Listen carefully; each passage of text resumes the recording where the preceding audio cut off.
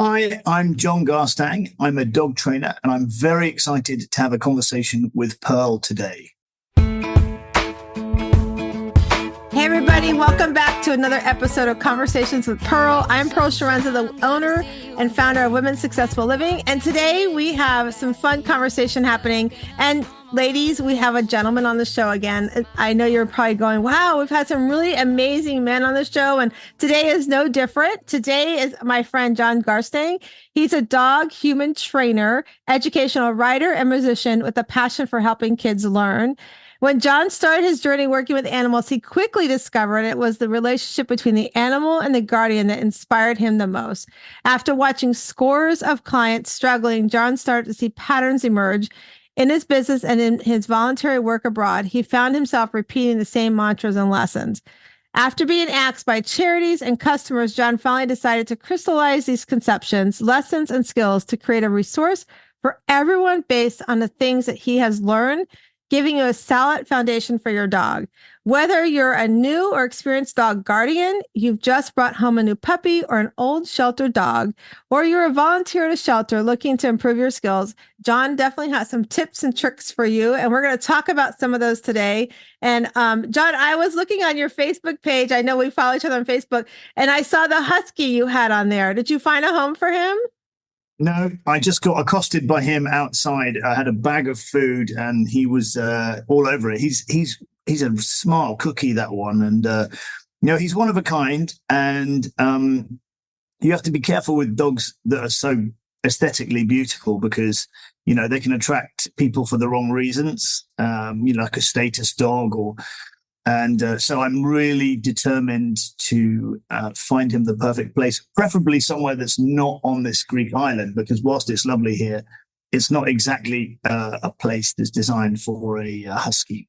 Yeah, I grew up with Saint Bernards and I grew up with Huskies. And so I know there's so much fur and there's just, they have lots of energy as well. I remember both those dogs that we had tons of energy. And I remember as a kid riding our Saint Bernard all the time, like she was a little horse, because we were little. But I love dogs. And that's one of the things that attracted to me to having you on the show is, we talk about self-care a lot here. And we have everything from self-care, including our animals. And I wanted to have that conversation for those people that have an animal that are, looking to have it, maybe get an animal, just everything you described when I introduced you, because having animals is part of self-care too. Like they give us, we hear about everybody has the different dogs for, sensory issues or just, I forget what's the compassion dogs, those kind of things. We see those all over.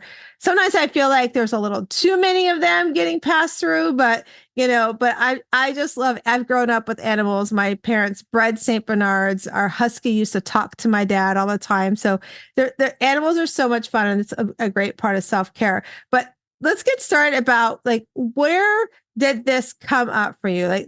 Take us back to the journey of what led you down this path to say, I want to do this. I want to empower others to have a great relationship with their animal.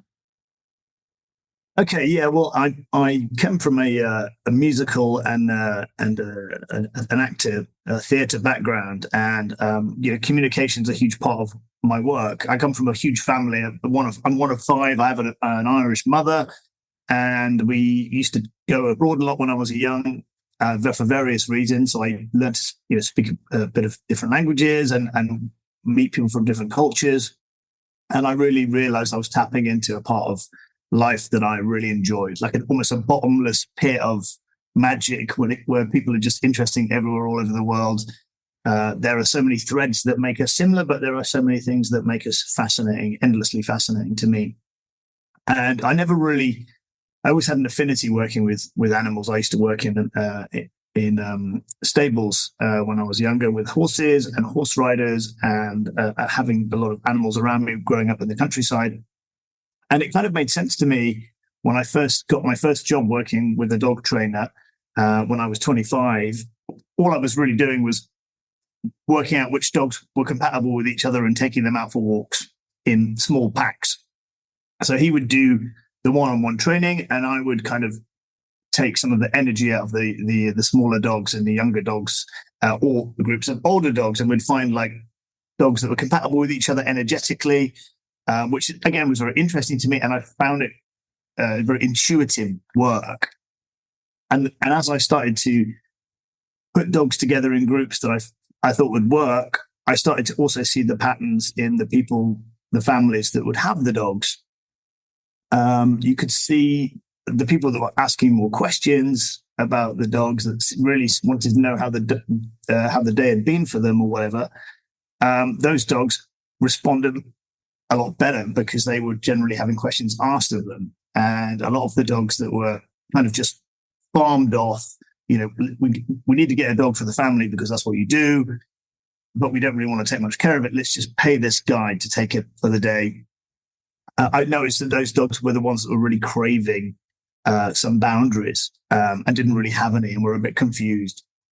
So I started to communicate with all of these people when I'm dropping their dogs back in the daytime. And it started off, it was a ripple effect for me because I thought, wow, I'm getting to interact with all these wonderful animals. I'm getting to be outdoors. I also found that I was meeting people effortlessly outdoors, and we would start to walk together. I'd meet people regularly. I'd form little kind of micro relationships. But as we walked with the dogs and in the outdoors and the rhythm and the just the magic of being outdoors, I found that people would open up to me massively, even if I didn't really know them, because of the context. And so I found it very therapeutic, not just for myself, but people would. I found like I was almost becoming a therapist because you move in a rhythm, and when you're walking together side by side with someone, you're not confrontational. And I found that again, that was just something so interesting. And as I developed more and more of a passion for it, I started reading more books about it and getting involved in groups. And then eventually that led me to doing my first work abroad in Southern Africa, which was a life-changing experience. That's amazing. I was sitting here thinking as you're describing, like, you're right. I mean, we often think that we hear people talk all the time, well, animals are just like people. We hear them say that all the time. And you just gave that perfect example. They really are like, we crave relationships. They crave relationships. We crave, having boundaries. They want boundaries, having that, very equal, even though there are 4 legs and we're 2 legs, it's very similar, in that. And I love how you talk about how it became that intuitive work and it's, and then, like you said too, I was sitting there going, gosh, it's right. Cause you hear, it reminds me of hearing the stories where the moms go to the playground and they have the babies and all the moms start talking. Well, you're out there with your dogs, all the dog lovers are out there talking and you're right. Cause like when we are like that side by side and we're kind of open, we do share more. We do become more open and we can have those conversations. I could see where naturally that was kind of becoming like that coach, kind of world. And I'm sitting here going, man, there should be some life. I bet you there's some life coaches out there that if you're listening, what a cool business to be like, let me walk your dog with you while I give you some coaching, So yeah, it's something I've been thinking about for a long time. And I unfortunately, one of my real blind spots in life is I'm really terrible at business, much to my girlfriend's chagrin. Like she would love it if I could monetize all the things that I do. But well, I can connect you with somebody to help you with that. Yeah, I think I'm a lost cause, to be honest. I mean, I'm very creative, and I write books and music and all this kind of stuff. But I've never really been massively driven by money because I've always kind of had enough, and I don't really need very much stuff. Right. And I think that when you do a job like mine, there is a certain amount of fulfillment in your work. And that's really, for me, it's like the grand plan. Obviously, it's always nice to have more money, but yeah. It's funny you talk about that. I was talking with somebody yesterday and we were talking about purpose. What is your purpose in life? And it doesn't always equal that it has to be a big dollar in your bank account. Of course, you got to pay your bills, you've got to live and things like that. But what's your purpose in life? And are you doing something that brings you joy? And you can see, like, for those of you that are listening, go watch our YouTube video of this because you can see his excitement and his joy of what his passion of what he's doing. And it's so important, and I get what your girlfriend's saying, my husband all the time too, is like, are you doing a hobby or are you doing a business, But it's like doing something that you love because you know how it already makes you feel. And so then if you can take that feeling and pay it forward and teach others to, have like with you, have a relationship with their dog. Like when your dog comes home, how is your interaction with the dog? Or like you said, Mm. are you just coming home going, oh yeah, I had the dog because that's what we're supposed to do. Go over there, dog, let me feed you, that kind of thing. Or you have a relationship with your dog where your dog sits with you and, or wants that attention and you're giving the attention. It reminds me of when I know before you and I hopped on, I was sharing with you how we lost our son last year and he has his dog Rico. So we have two dogs. We have Chloe, who's a little Shih Tzu. She's like 16 years old. She's got one tooth hanging out. She's getting up there. Her hearing's going. And then we have Rico, who, my son got Rico. We let him get him like the year before he's going to go off. Like, I think it was his junior year of high school. I'm like, why did we do this? Because you're leaving in 2 years. I'm going to be stuck with this dog. Right. But, he loved Rico. He named him Rico. And when Matthew passed last year, it's interesting, like we said earlier, how much dogs are like a human. I remember the day that Matt's friend came over. We were trying to find the clothes that we were going to lay Matthew to rest in. I was looking for a specific Bills jersey for him. And we had things laid on the couch. And, you don't think about the animal, right? I honestly wasn't thinking about Rico at that moment. And Rico got up on the couch and he was crying. Like he had tears, like he knew. And I was like, oh my gosh. I was like, at that point, it hit me like, we got to make sure we involve Rico in this process of laying Matthew to rest because he needs to be able to grieve. He needs to be able to release as well. So we made sure he was part of the process. Like we brought him to the wake. We had him come where it was just us and the family with Rico. And he was definitely pretty distraught over everything. And even now when I go visit Matthew, which this weekend we'll be bringing Rico, I bring him with me. And it's like, as soon as we pull into the cemetery, he starts getting like all nervous and anxiety kind of creeps up. And it's, it is something I think, as you said earlier, we need to tap into our animals because they need, they too, like us humans, need some help with self-care. They rely on us in some ways to provide that self-care and those boundaries. Because if you don't, you're reading a post like I've been reading right now. We have a neighborhood up here from us. It's called Fishhawk. Everybody keeps posting this dog. He's just all over Fishhawk. They call him the Fishhawk dog, but he really belongs with owners who have this big farm and they just let him run and they don't care that he's running the street. And it's like that. And he looks like he needs to eat too, but it's like, even the owners need that training, which I know we're going to talk here in a few minutes. That's what you do, but it's really interesting that intuitive work that you talked about, like having the intuition about recognizing how your dogs, are. And so since Matt's passed, I was not, John, a person who would let a dog sleep in bed with me. That was like a no, complete no, not happening. Get lost. Don't ever let that happen. And Rico always slept with Matthew. And so immediately after Matt passed, he was jumping on our bed and I was like, oh, I can't tell him to get off. Like, I just was like, I can't. And I was like talking to my son going, I can't believe you're doing this to me. I know what you're doing. I get it. I know why you're doing this. Right. And so even like just recently, I had a friend of mine who her brother was staying with us. And it was so interesting how much her brother had a lot of similarities like our son Matthew did. And Rico took to him right away. Well, he's no longer here. So now Rico's doing that withdrawal and everything. And last night, like every night, he'll come to me, like sits near me, like it's 10 o'clock. Are we going to bed? And I'm like, oh, here we go again. But they have those routines. They have those boundaries. They do have the intuition. And it brings me comfort too. Don't get me wrong. I love both the dogs tremendously, but I like what you said about creating those relationships with our dogs and how those overlap into our relationships we have in our lives as well, because they kind of mirror, right? Would you say? Yeah, I mean the mirroring thing is all over our lives, isn't it? It's with our partners. It's sometimes it's a direct reflection of the way we are. Sometimes it's the things that we see in other people that are like us that make us feel uncomfortable. That's one of the hardest ones. When you're seeing yourself and you're like, I don't like that. And, someone who knows you's like, well, that's exactly what you're like. And that happens, of course, with our children.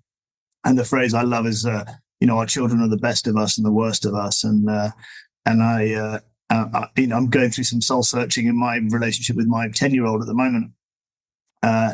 So yeah, it's very important to see the similarities and the parallels between us as human beings and our canine companions. But it's also really important to realize that they're a different species, they're a different animal to us, and to respect and to acknowledge that. And I think, whilst it's really important and fun to look at the parallels and the lessons we can learn, if we go too far down that route, we get into the kind of anthropomorphism area, which is unfortunately one of the big reasons why a lot of people don't look after their dogs very well, because they do treat them a bit too much like a human, and can be very confusing for a dog. Because we can't communicate in the same way verbally. So we can say to our kid, look, when our guests come around, you're not allowed to do that. That's just something that you're only allowed to do with your mum and dad. Like, ask for, interrupt, we're on the phone, or jump on our laps when we're talking or something like that. And then we can tell our kids that, and they can understand that because it's verbal. But a dog is going to just be confused if he's allowed to jump on our laps, for example, is a good example. Jump up when we come home from work, be like, hey, Poochie, and they're like, yeah, and they're licking our face. And then the next day, our uncle comes around and he's terrified of dogs. He got bit last year. And we're like, the dog jumps up and we're like, get down, and the dog's like, and it's just not fair because the dog doesn't know. So the key is with that is to train the dog to not do it except when you want it. So like the bed thing, it's up to you. I don't teach people how to live their lives. I don't say you should do that, you shouldn't do that very much, unless I think it's going to be detrimental to the health of the household or whatever. But I will say, it's much more fun to put it on cue and say, look, come and dance with me, girl. And they jump up at you and you can have a dance with them, whatever. But they won't do it when someone comes around because you haven't asked them to, and if you do that and you have those boundaries, it actually leads to a healthier relationship where the dog feels more grounded, because there's a confusion between, if you spoil a kid, you're going to get an unpleasant kid most of the time. If you're a neurotic parent, you're going to create most of the time a neurotic child. And, it's really important that when we're trying to teach, whatever kid or anyone that comes to us for help, that we're giving off the right impressions and the right consistency, because otherwise we're, going into the, hypocrisy area. And as a parent, as you will know, that happens all the time. And it's a very bright light that shines back on us. I love how you talk about, like, you get an example about up on the couch, not on the couch. That's the one thing, like, for me, it's like, our dogs come up, like Chloe she sits with my husband all the time. That's just her spot. She's always with him, so it's not an issue. But Rico, he wants to hop on. But we've gotten him where, and I think too, it's that pattern. We've taught him the pattern that when somebody comes over, you're not allowed on the couch. When somebody's over, we've got him there for the most part. But I can see that, and the commands. That's something I learned early on with my dad. My dad was very great with the dogs, like, and taught us as kids, like, to give them the signals and things like that. But it was so hard as kids. So let's talk about that for a second, like the signals and things, because when I wasn't home, the dogs were being let in the kitchen by my husband and the boys. But when I'm home, like, out of the kitchen. So, like, they're like, well, they know when what they call me, the drill sergeant. They know when the drill sergeant's in, not to come in the kitchen. But when you're not home, they go in the kitchen. I'm like, they are so smart. Like, they really are so smart. Okay, mama's home, I can't be in the kitchen. But Matt and dad and Nate's home, let me go in the kitchen with them and hang out, So how do you help families balance that out? Like, I just threw my hands up, John. I was like, I'm not fighting anymore. What I don't know when I'm not home, fine. But, when I come home, and then it would be hard because if we're all home together, right, then they're confused, right? It's like, it was confusion. Yeah. So, I mean, look, most people that do my work do it very differently to how I do it. Because most people think bag of treats, take a whatever, and lots of if they've watched some of these TV shows, you need to yank the dog and make shushing noises and all this kind of thing. For me, it's not about that, and the conclusion I've come to over all this time has been from working in different cultures and different countries, and with shelter dogs, and seeing the similarities in the shelter dogs, but how they interact differently in different cultures. So I live in Greece now, and Greece is very much a family culture, but it's a culture where there are always a kind of there's kind of a lot of always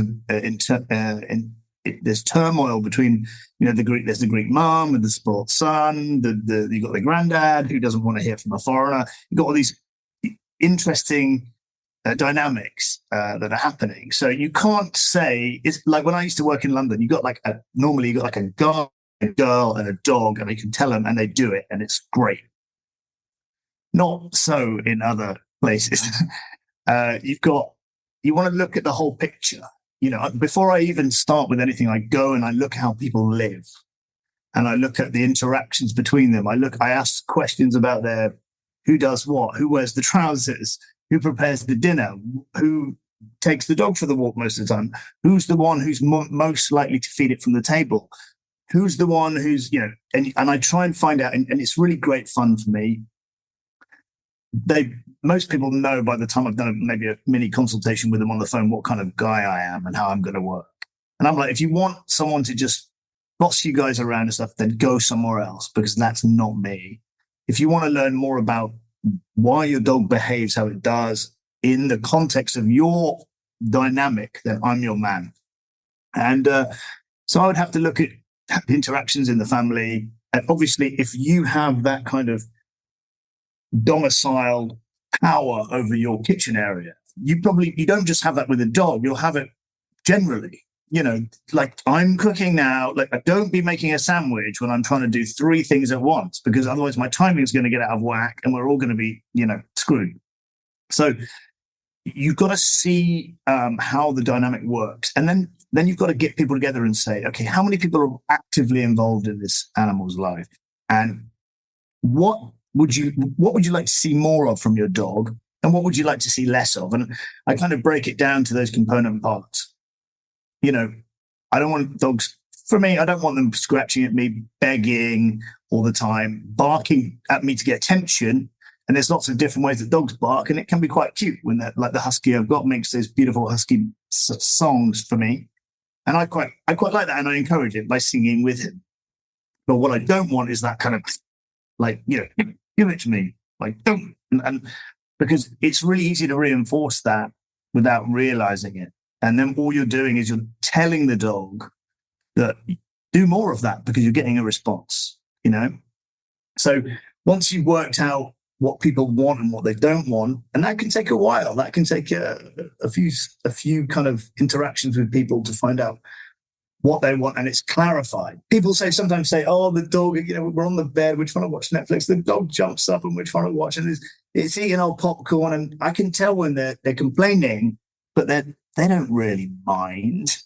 It's a bit like, I can tell you and say, yeah, but then I would never have the dog on my bed.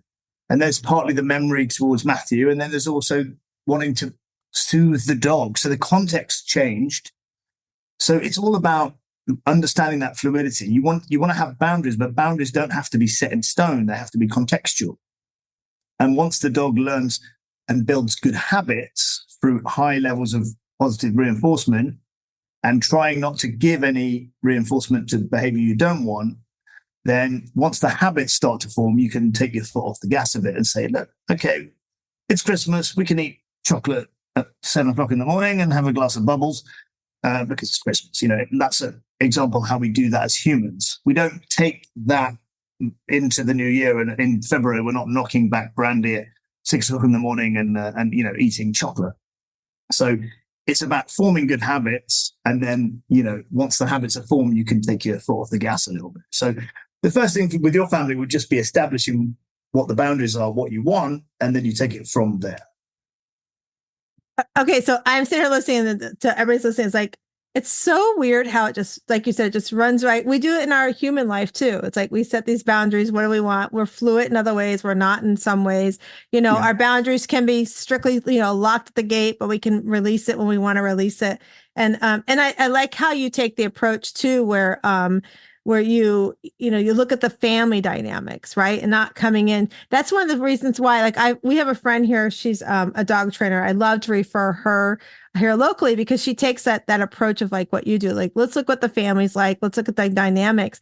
And I love that approach because you're right. Like going in and being like this hard nosed, I mean, I grew up with a military dad that was like that. I don't live with that way with my kids or nothing like that. So I definitely don't do it with my animals. And, that with the even growing, like I've had a dog all my life. I mean, it's been, but I've always had, that set rules. And it's funny, I go visit my brother and you talk about signals.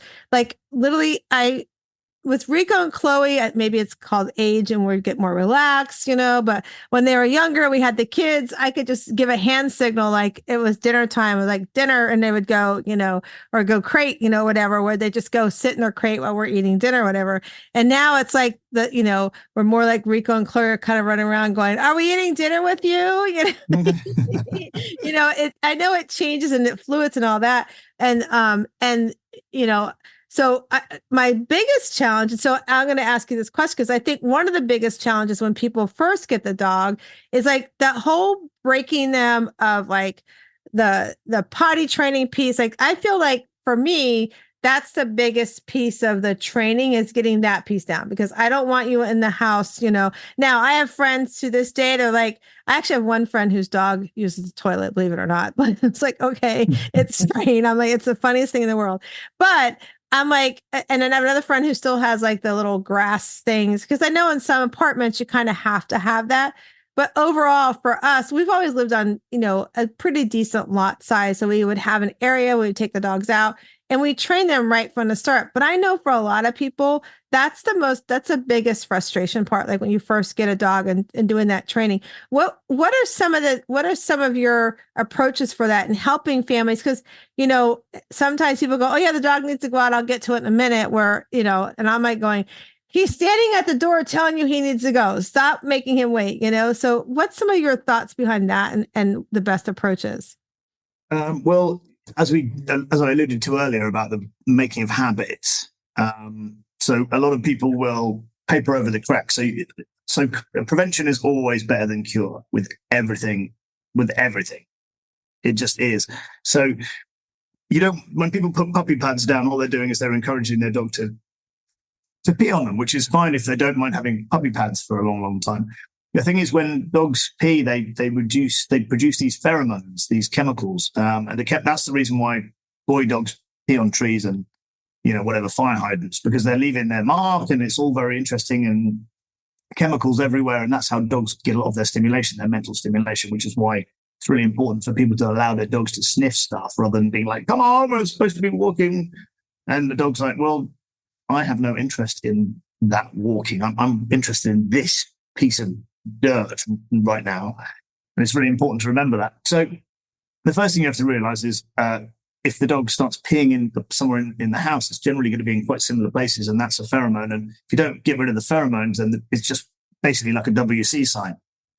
So the best thing I think to do is, like I said about the forming of habits, at the beginning of forming a habit. So, okay, great example with humans, it's going to get to New Year's Day soon. Everyone feels really, really flabby and rubbish. And, so everyone's gets straight to the gym. And I was telling my son about this. He's young, so he didn't really understand it. I'm like, yeah, no, it's how everyone's out jogging today, like 2 days after Christmas. But it takes many days of doing that to get a habit, and until it gets to the point where it feels weird if you don't do it. That's kind of your aim. You want to get to the point where I'm like, oh, I didn't go running today. I feel more like a slob. That means the habit has become so ingrained that you do it, and that's great.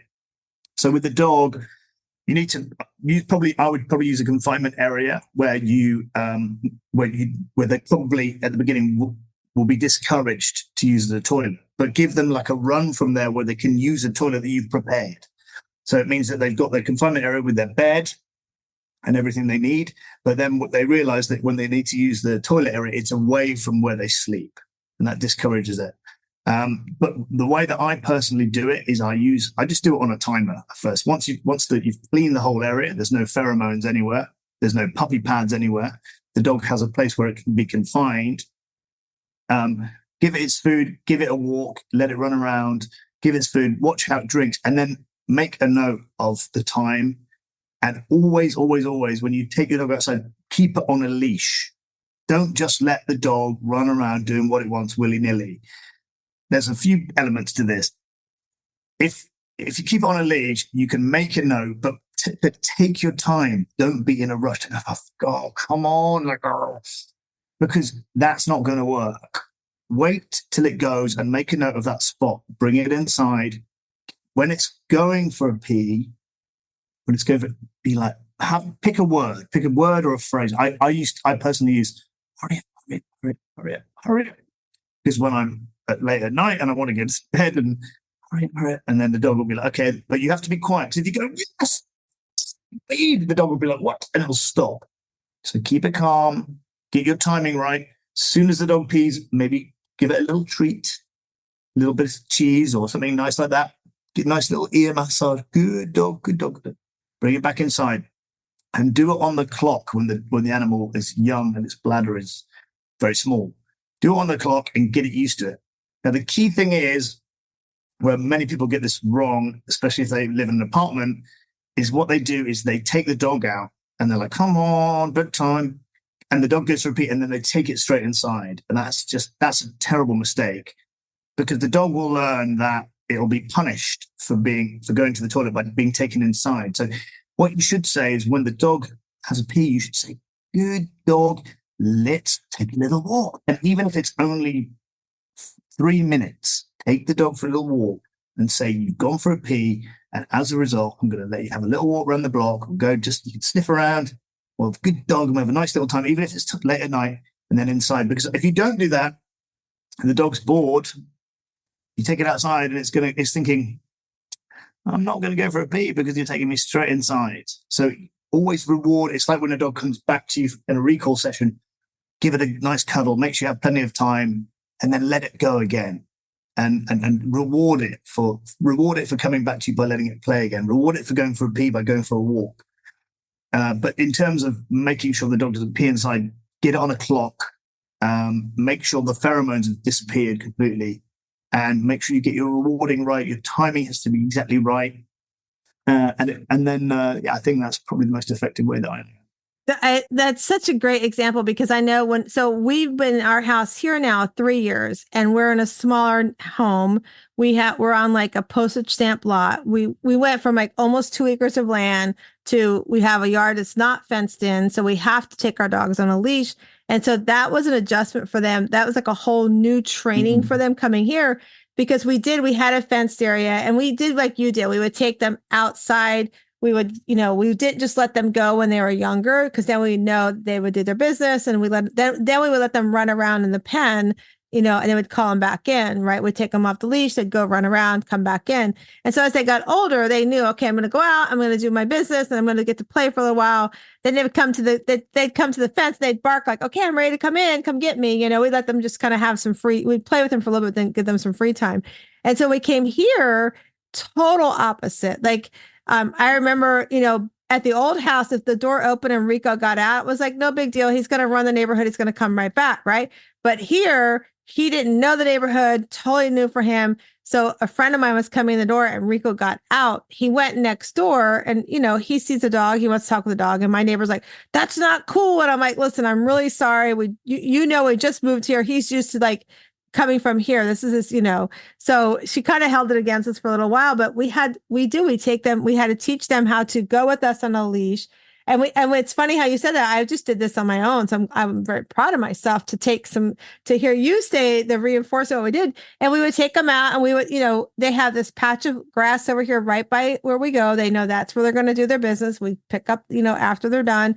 And then we take them for a little walk afterwards, And so, and it's so funny how they know their routine too, because our back door, like literally you come out the front door, you can swing around back to the alley and you come in our back door, right? So they know that, okay, if I go up here, by the time I'm done, do my business at the front end, by the time we get to the back end, we're going in the house. So sometimes they'll pull me to go in the house, like, okay, we're going to go in. I'm like, don't you want to walk a little more? I know I do. Especially if it's raining or something like that. Oh, if it's raining, like, let me in, let's go. Exactly. It's just really important to, as we were alluding to earlier with the idea of self-care, and it's really important to recognize that dogs do live in the present, and it's something that we can really learn. It's like when you're with your children, especially when they're really young, that you have to be present. You have to be in the moment. Like when you're doing stuff with your dog, put your phone away completely and be present, because your dog will engage with you more when you're engaging with it. And Yeah. it seems so obvious, but you'd be amazed. Like you go to, it's like, it really makes me sad when I go to a kids park with my kid. I mean, he's a bit old for it now, and you just see all the parents on their phones, and it really just used to do my head in, because Yeah. this is really precious time, and most of the time the kid is looking at you, showing Like, you what it's doing, and right, exactly. it just wants acknowledgement. And this is really important. I think that if we don't do this with our kids when they're young, then it has knock-on effects. I really do think it does. And I think the generation that we are, where we have a foot in both camps, we can remember life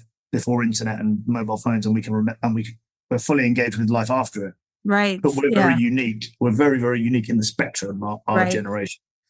So I think that it's our responsibility to teach kids that about engagement, about being present, about what the great lessons that we can learn from our animals, which is exactly what my education program in Greece is all about.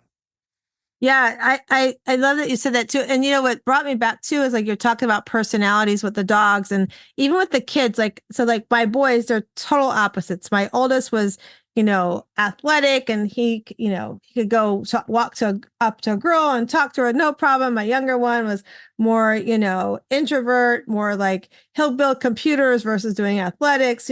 So very opposite. And it was the same thing even with our animals. And I remember, like, when you talk about, as you were talking, it reminded me of what we were saying earlier, how who you were giving the example, like who likes to give the dog the treat from the table, right? And so I remember we got with Rico, like Rico knew with me, I don't want horse playing. I just want you to hang out with me, sit with me, I'll pet you, and that kind of thing. We're at Matthew walked in the door, and Rico's like, yeah, it's on. We're gonna go wrestle. We're gonna, so it was interesting because my mother-in-law, she shortly after we got Rico, she she actually called the animal control on us because this was around the time here in the US we had the thing with Michael Vick happening. So Matthew would come home from school and he would wrestle with Rico, and Rico would make that like growling noise with them. He never chomped down with teeth or nothing like that. Like we taught him that early. And so she's like, he's raising a fighting dog. And I was like, so when I happened to come home in between my meetings, and she's like, did the man call you? And I'm like, what man called me? She's like, the man who's going to call you. And I'm like, and we were always on here, like, don't answer the door to anybody when we're not home, because, we're kind of in a secluded neighborhood. Normally nobody comes up here. So I called my husband, like, did somebody call you? Like, your mom is asking me, like, somebody was calling me. And we were like, how the heck did she figure out? Well, like you were talking about phones, like the kind of phones we have now, like this is going to date us. She dialed 0 on the telephone at home and got the operator who got her animal control. Right now, you have to go to Google and find that stuff out. Right. So she calls. She calls. I know, it's so bizarre. So she called. She could have maybe asked you first what was going on. Yeah. So my husband goes, oh my gosh, Pearl. He said, Mom called and told him that we were raising a fighting dog. So they came over. Now, when the dogs know that when we're not home in the laundry room, they would be in their crates. Like we gave them big crates to be in, especially because I didn't want them to have the room of the house. And then we knew my mother-in-law came, so she would have a habit of letting them out and not paying attention where she was letting them out. So we didn't know where they would end up at. So the man told my husband, oh my gosh, your dog is so far from a fighting dog. He goes, I put my fingers in the crate. He was like licking my fingers, like, can I come play? So, but, yeah. And so it was so interesting. Like what you said is even like with our kids and our, we act differently when we're around different people and that kind of thing. So that's a great reminder. And I just thought it reminded me of that story with my mother-in-law. So when somebody is working with you, John, what are some of the things, like, I know you talked to us about visiting the family and getting to know the family. What are some of the next steps after that you work with them? And do you do it in person? Is it virtually, like a combination? So I'm just in the process of finishing off the creation of of the Positive Pet Academy fundamentals course, which is created, like you said at the beginning, to try and help people who don't have access maybe to a good trainer in their area, or someone who has the kind of philosophy that works for them. And it's just the way that I work, to be honest, Pearl, is about, it's about mindset for me. It's about getting yourself in the right mindset before you even start. Like, what do I want out of this relationship? Do I see this dog as being part of my family? Are we on a team together? Because like I always say, if it's all about domination and subjugation, and you said that your dad was in the forces, and there is a place. Obviously, the forces is a great place to boss people around, because that's the nature of the beast. And if you're a volunteer army, like in England, and you have to join the army rather than being conscripted or whatever, then you know what you're getting into. There's lots of things that I like about the army. The idea of jumping out of planes and climbing trees and stuff like that. But if someone's going to start ordering me to do something I don't want to do, then it's probably not going to happen. So therefore, ergo, I can work out the army isn't for me. So, I say to people, if you want to be that kind of guy who wants to show that dog who's boss, dominate them, and, that kind of the leader of the pack stuff, which is kind of, we're like wolves and all this kind of stuff. It's just so inaccurate in so many ways. There are elements of truth to many of it, but it's just a wrong way of looking at things. And I feel like it's too much about the kind of misogynistic, overly domineering culture that permeated through cultures for so long. And I'm much more about the get your head in the right space. If you're drawing boundaries up for your dog, then you could argue that there's an alpha element of that. So but you don't have to be proving it all the time. You're providing the dog with a home. You're giving it food, often by hand. You're drawing up boundaries for it. That frames the relationship in the first place. You don't have to go around frightening your dog, dominating your dog, showing it constantly who's boss. It's just what you do often. If you don't know, or if you do that in the wrong way, and I never advocate anything like that, but what you're going to do if you do that kind of thing, as well as just being a bit of an idiot, you're going to make a frightened animal. You're going to make a reactive animal. You're going to make an animal who doesn't know how to behave. So what the best way to do is to just draw up the boundaries and work with respect and love and get these things correct in your head before you start, because then everything's much easier. Make sure the environment's prepared correctly. Make sure you know what you're doing, and make sure you've read some books. Make sure you've got maybe some friends who've done it before. Do you have a friend who's got a nice dog? Do you have a friend who's got a nice dog with a big garden? Do you have areas near you where are safe, where there aren't going to be children around, where there's the people are friendly? Get your environment sorted. Get your heads in order. Get the right tools. Make sure you've got a good quality leash. Don't use these flexi leashes if you've got a big dog. Don't use choke chains. Don't use shock collars. Get these things done early. And then when you get to the point where you actually engage with your dog, you're halfway there. You've asked the right questions. You have the right answers. And then you can approach the relationship with joy rather than with trepidation. Okay, everybody who's listening, do you guys understand the correlation? I mean, it's the same approach for humans, right? It's exact same approach, like having boundaries, communication, setting them up, make sure they're clear, make sure they're understood, being prepared, get everything together you need to prepare so that you can go into this relationship with the dog, just like you go in a relationship with others in your life with good success, because you're building the tools in the toolbox to help you get there. And I love that you talk about the things like not to do, like this. I hate the shock collars. When I see those, I'm just like going, oh my gosh, it's just a cringe. And I also love to see, like, I love the dog parks, but those people who bring the dogs that are, not good with other dogs to the dog parks, it's like, oh my gosh, why are you bringing them, those thought process behind it. But like you talked about, like creating that mindset, helping the dog create a good mindset for them too. It's so correlates to us as humans. And it made me think of something. I know earlier you said the dog can't talk to you.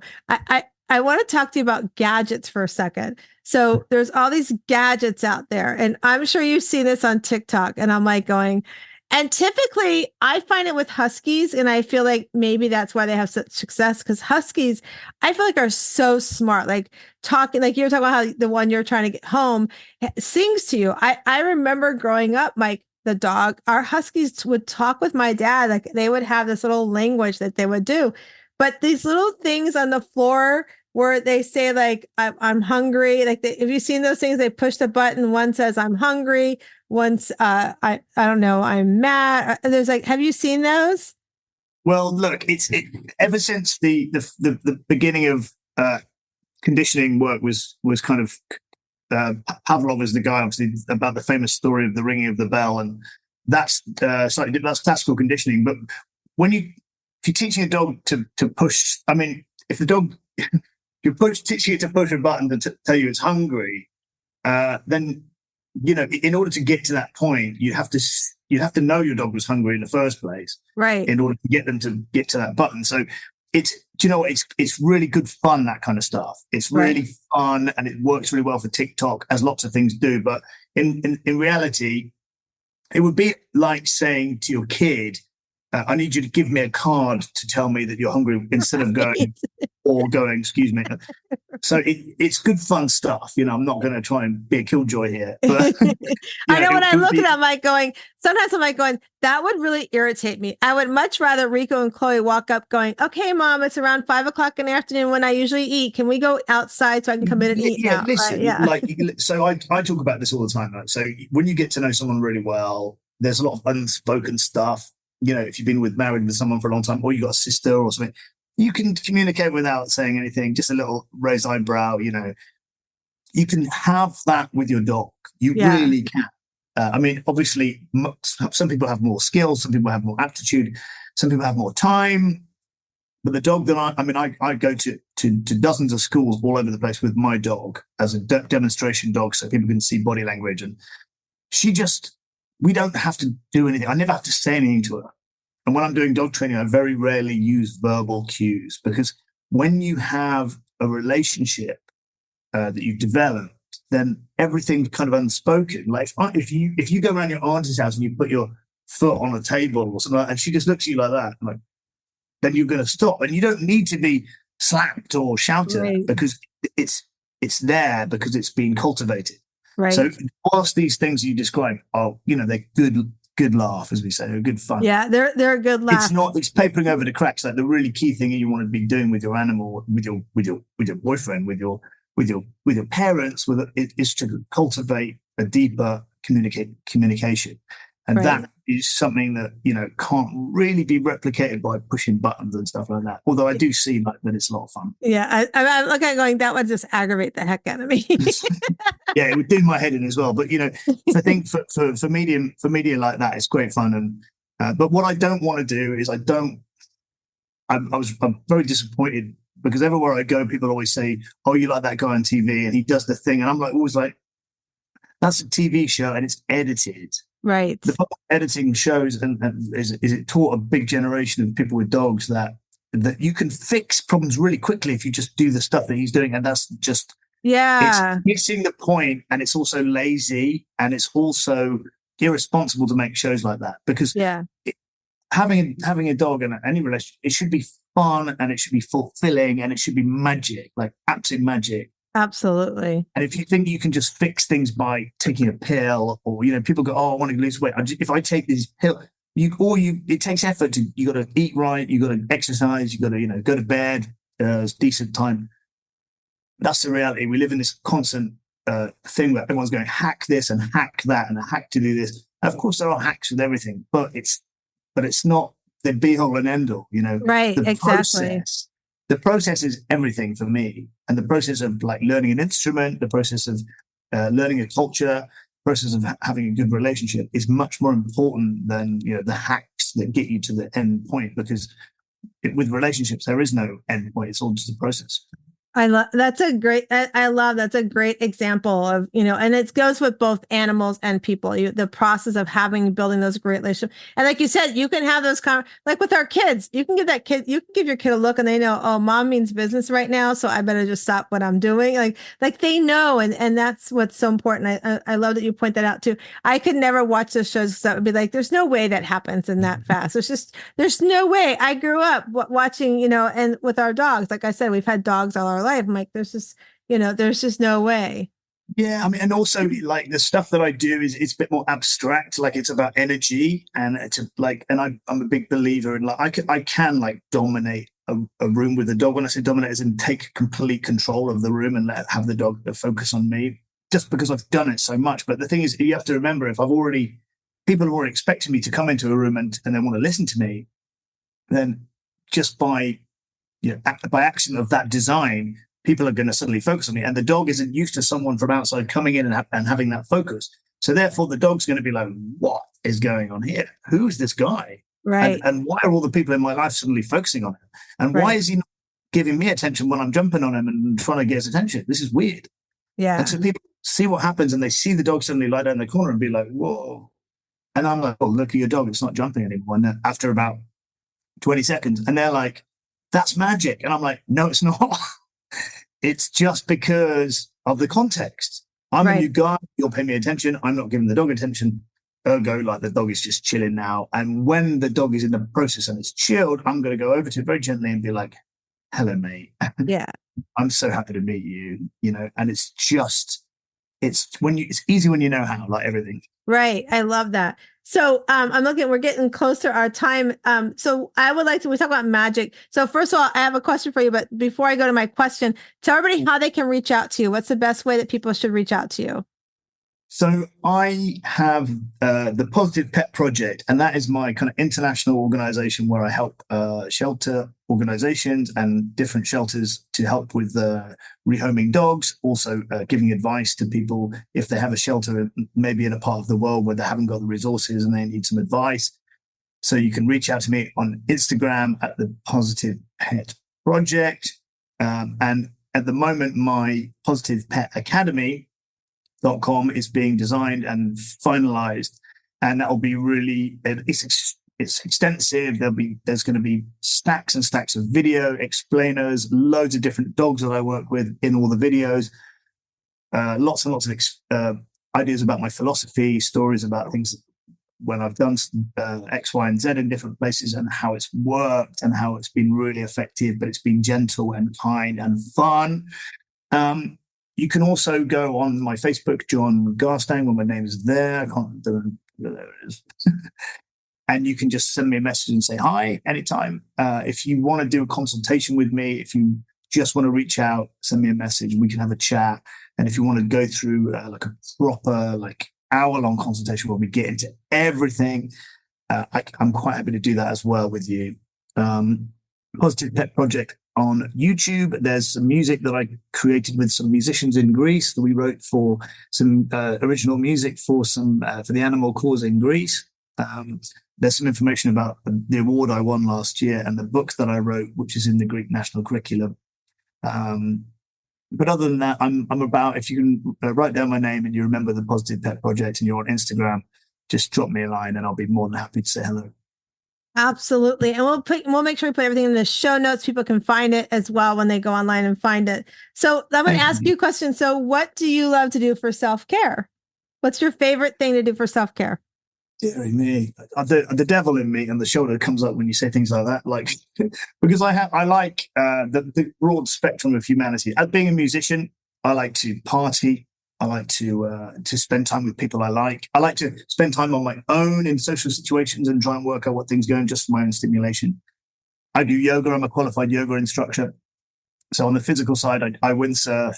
I love to read books and also audiobooks. So I do a lot of huge yonks in the countryside, either with my dog or solo, where I'm just listening to audiobooks and taking in the scenery. I love to spend time with my son, Ozzy. He's an absolute darling. He's incredibly bright and actually he's a bit too bright. We played a trivia game yesterday, and I'm regretting all those books that I bought him when he was younger because he actually beat me and some adults, which was quite frustrating and embarrassing. I've got a wonderful partner, Irma, who's amazing. We both are food obsessed. We love to cook. She's a professional, and I'm just a kind of a renegade fly-by-night kind of chuck everything into a pan and see what happens kind of guy. I love it. We love to cook. And so, yes, the simple things in life. I live in Greece on the Greek island, so I can walk down to the Mediterranean Sea in half an hour from my house. I can literally walk there and swim whenever I want. And so, yeah, I like the simple things in life. Yeah, music, parties. That's animals. awesome. I Yeah. love it. That's so amazing. You live in a beautiful place, beautiful part of the world. So, and you're taking advantage of it. I think that's amazing. So everybody understands that I already told John about our better questions, better life cards. So we're going to shuffle them. And when we stop, he's going to answer the card and we're going to talk about the card. So I'm going to try. I'm going to try anyway. Okay. Tell me when to stop. Stop. All right. So your card says, okay, do you remember the card I pulled earlier? This happens every so often.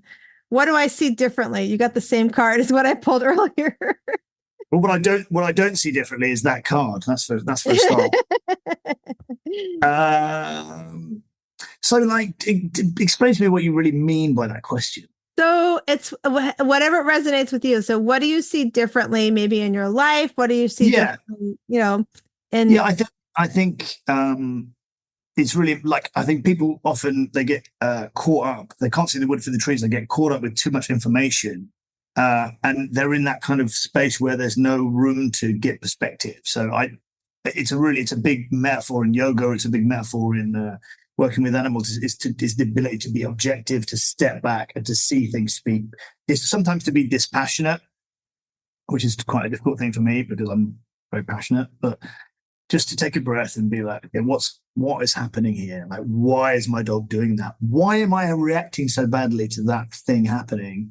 Why does that not sound good to me right now? And then to say, okay, let's try and see things objectively. So I think that's something that I try and teach my son. It's something I definitely teach in my dog training, my yoga, and in my music. So I'd say that is probably the best answer to that question.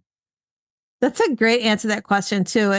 It's a good reminder for us to also to look at things differently. Like we might have always looked at things the same way all the time, but maybe take a different perspective of how you're approaching things. For those that are listening, this is being recorded just before the new year. So how are you looking at 24 that's so differently? How do you go into the new year? Like you were saying earlier, talking with your son about how everybody creates this habit. They're going to go to the gym and everything.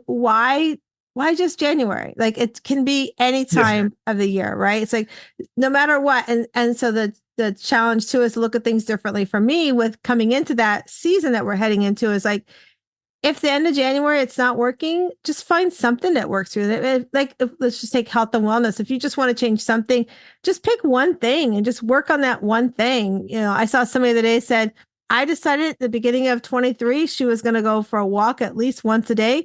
She said, I didn't give myself a time limit. I sometimes I take a 2-minute walk. Sometimes I get 30-minute walk, but I'm walking every day, which was my commitment to myself.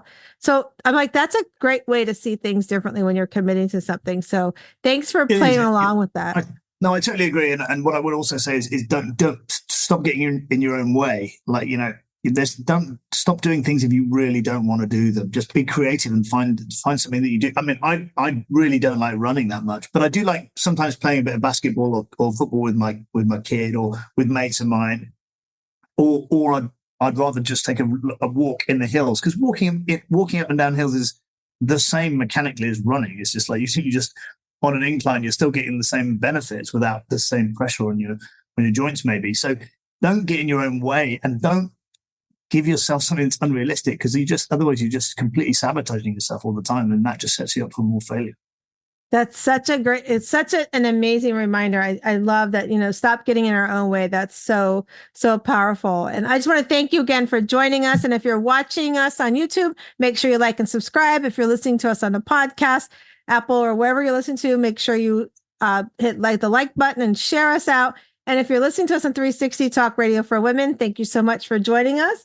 And I just want to remind you as we leave today that if you go out to this world, you come into this world, we're a little rough on the outside. We've got some things to do as we open up that oyster. But when you open up the oyster, you become this beautiful pearl on the inside. So please go out and find your inner pearl to greatness. Have an amazing day.